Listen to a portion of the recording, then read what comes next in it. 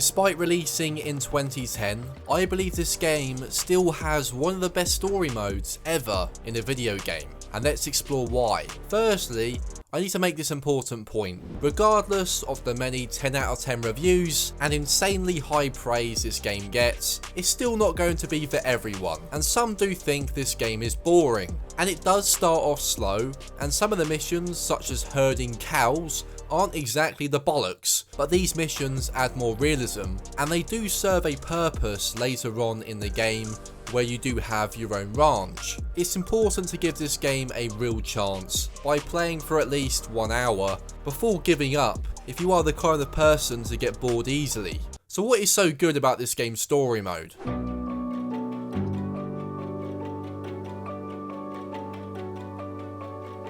Firstly, the storyline. From the very beginning, it's a grounded story. You start the game in the debt of this character for saving your life, as Bill from Red Dead Redemption 2 almost kills you at the start of the game. This is where you learn how to look after a farm of animals, as you do your best to help out and repay the debt. As the game slowly progresses, you are then able to show off how much of a badass you are by protecting the ranch and helping the local sheriff to catch criminals. The pacing makes it all feel very realistic and down to earth. Now, as the story does unravel, you find out that you are tasked with taking out the members of your old gang from Red Dead Redemption 2 who are on the run, and this is enforced by the absolute knob known as Edgar Ross, who is a corrupt law enforcement agent and has taken John's family away from him, but promises to reunite them once the job is done. So there is a light at the end of the tunnel. This is John's motivation throughout the whole game and the task he needs to complete. If you've played Red Dead Redemption 2, the added extra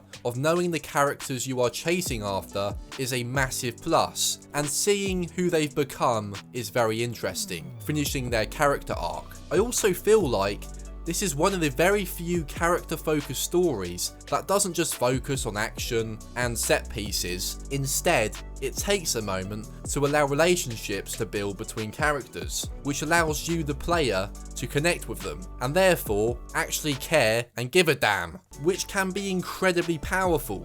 This is one of the few games where you truly are invested in the story and question how it's going to end. It's that engaging, the gameplay almost takes the back seat, despite also being very good for a game that came out in 2010. Now, I have to talk about the ending of this game, as this is what takes this to a whole new level in so many aspects, so it's essential I don't leave this out. If you do wish to avoid spoilers, skip to the timestamp on screen, but I do recommend watching this bit. So this has to be one of the first games I remember playing that does not end well for the main character, and the first time playing this really shocked me. By the end of the game, you've killed your old campmates, as requested by Edgar Ross, you're reunited with your family as promised, and the game almost plays into the false sense of security by adding not just one, but lots of missions at the end where you rebuild relationships with your son, such as teaching him how to hunt and shoot, attempting to make up for all the years missed being a good dad. Once again, essential character building and development, which makes the player care even more about John and his family. So everything seems fine. There is no indication that this is all about to change, apart from a few little hints that you notice on the second playthrough. All of a sudden, the devastating betrayal happens.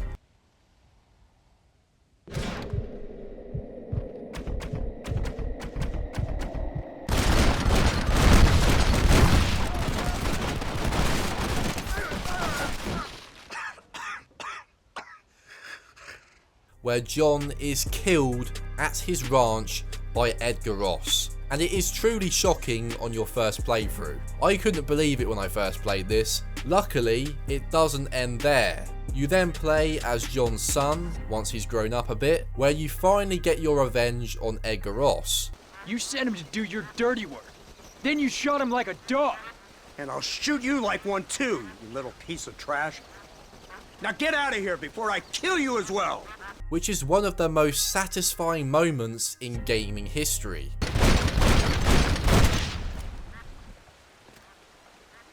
Also, I immensely appreciate the risk taken in killing the main character of the game, which does pay off enormously by the end of it. So overall, the storyline alone is incredible, and you actually care for these characters. Huge risks are taken, which we haven't seen happen much in other games, and it all really pays off with a massively satisfying ending. It puts more recent games to shame when you compare the story mode. The missions. Every single one is unique and it never feels repetitive. You meet some hilarious and interesting characters along the way. In fact, you never really see the same character for very long, as you move around the map quite frequently, meeting new people as you hunt down your old campmates from Red Dead Redemption 2. This helps keep the long story mode fresh and exciting, and there is some standout missions, such as the one with the minecart, where you ride it like a roller coaster whilst twatting people, using the machine gun at Fort Mercer as you seek revenge on Bill, and blowing the piss out of enemies with the cannon over in Mexico,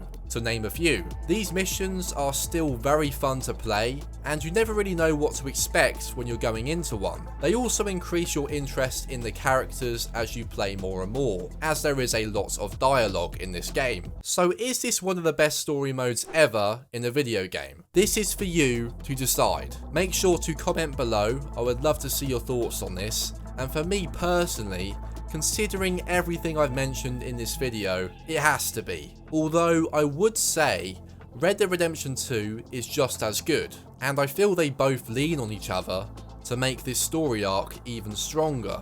So for me, Red Dead Redemption 2 and 1 are tied, and there isn't another game that can challenge this or get close. Of course, this is subjective, so do let me know your thoughts in the comments, and to see whether the gameplay and the graphics still hold up in this game in 2023, just click the card on screen to see that video, as this might be a game breaker if you do want to play this game again or for the first time. Thank you guys for watching as always, and have a great rest of your day.